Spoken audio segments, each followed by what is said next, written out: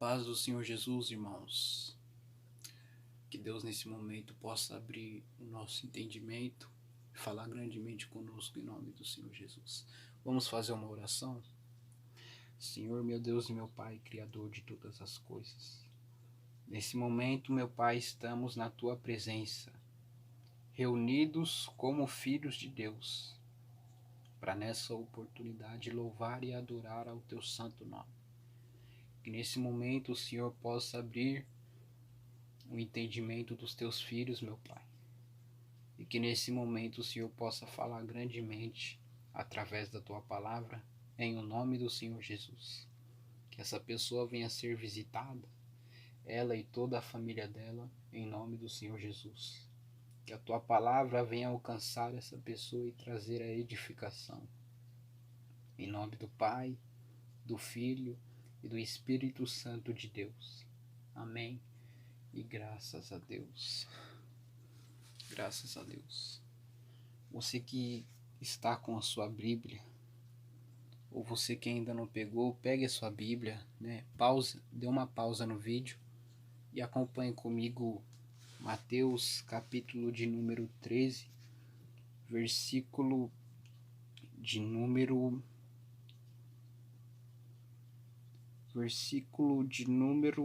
26. Vamos lá? Quando o trigo brotou e formou espigas, o joio também apareceu. Enfim, aqui, esse versículo aqui, né, fala sobre o rapaz que semeou boa semente, né, em seu campo, mas enquanto ele e os seus servos dormiam, veio o inimigo e semeou o joio. Então aqui diz: quando o trigo brotou e formou espigas, o joio também apareceu. Os servos do dono do campo dirigiram-se a ele e disseram: o Senhor não semeou boa semente em seu campo? Então de onde veio o joio? Um inimigo fez isso, respondeu ele. Os servos lhe perguntaram: o Senhor quer que o tiremos? Ele respondeu: não, porque ao tirar o joio vocês poderão arrancar com ele o trigo. Deixem que cresçam juntos até a colheita, então direi aos encarregados da colheita: juntem primeiro o joio e amarrem-no em feixes para ser queimado. Depois juntem o trigo e guardem-no no meu celeiro. Então aqui, irmãos, nós vemos que essa passagem é uma passagem maravilhosa, sabe? Que abre um leque para que nesse momento Deus possa ter legalidade para falar conosco. Então, irmãos, nós percebemos que o trigo é o bom fruto e o joio é o mau fruto. Então, irmãos, naquele grande dia, Deus separará o trigo do joio. Mas como assim? Deus separará o trigo do joio. O trigo, ele dá bom fruto. Aquele servo de Deus que ouve a palavra e pratica a palavra, que não é apenas ouvinte, esse é o trigo que dá bom fruto, né? Porque a partir do momento que a palavra é semeada, você ouve, recebe e dá bons frutos, automaticamente você vai ter uma boa colheita, né? Então, trigo ele indica um bom fruto e uma boa colheita, né? Mas já o joio o significado do joio é, enfim, é aquele servo de Deus ou aquela pessoa, né, que não produz fruto nenhum. É aquela pessoa que ela só semeia o que é mal. É aquela pessoa que ouve a palavra, mas é apenas ouvinte. Não pratica a palavra. não anda no caminho da verdade. É aquela pessoa que, sabe, não consegue se levantar. É aquela pessoa que não sai do lugar, sabe? Os seus frutos não são agradáveis a Deus, sabe? Então, naquele grande dia, Deus separará o trigo do joio. O trigo é aquele servo de Deus que produz os bons frutos. E o joio é aquele servo de Deus que produz os maus frutos. E automaticamente, quando a gente semeia o mal, a gente vai colher o mal.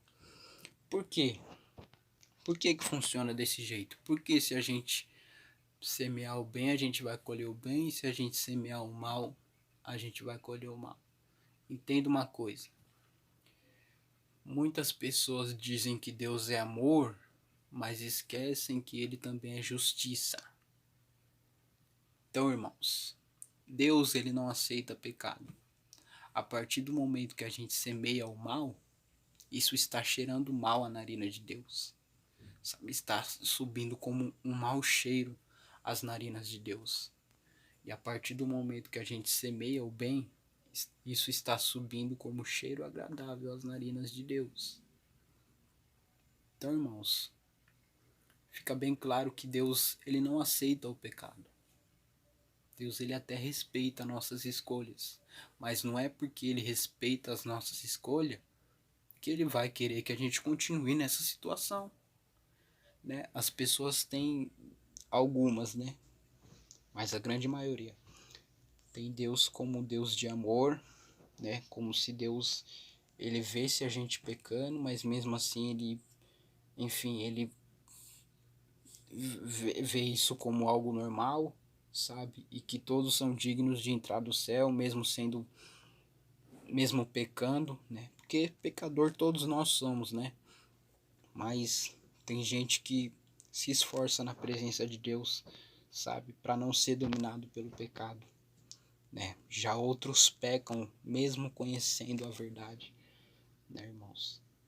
Então fica bem claro que Deus, ele não aceita pecado. Deus não gosta do pecado, né? Então a partir do momento que a gente semeia o mal, a gente vai colher. Porque Deus é um Deus de justiça, né? A gente não pode achar que Deus é besta, porque Deus não é besta. Deus é um Deus muito sábio, muito inteligente. Ele sabe o momento certo de agir. Deus, ele é onisciente. Ele sabe o que se passa nos nossos pensamentos. Ele sabe o que passa nas nossas emoções.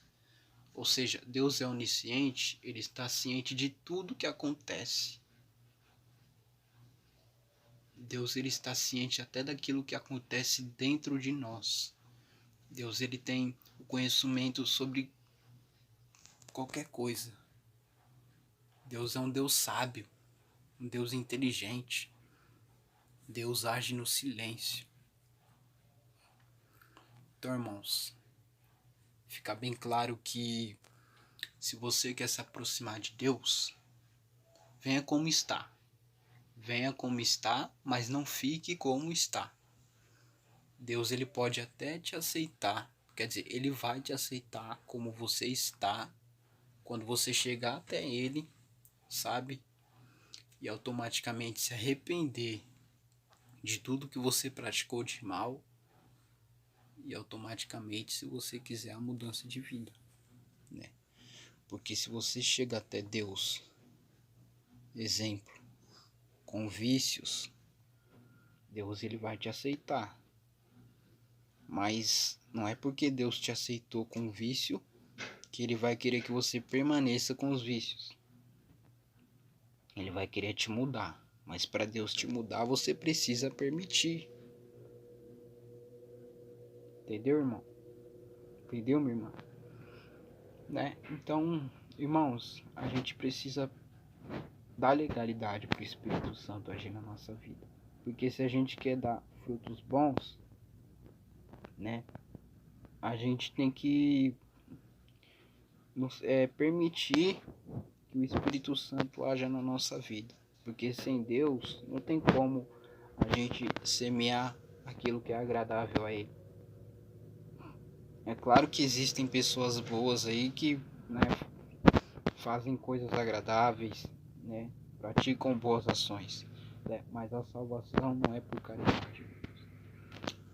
A salvação é pela graça de Deus. E a gente dar bons frutos não é só a gente fazer coisas boas, é a gente fazer a vontade de Deus. Aquele que vive pela vontade de Deus, esse é aquele que dá os bons frutos. Aquele que vive submisso à vontade de Deus, não colocando a sua vontade acima da dele, esse é aquele que dá os bons frutos. Então, meu irmão, guarde essa palavra. Não seja apenas um ouvinte, mas sim um praticante da palavra de Deus. Amém? Que nesse momento o Espírito Santo de Deus possa ter legalidade para agir na sua vida. Que você permita que Ele haja na sua vida. Em nome do Senhor Jesus. Fique com Deus. Amém?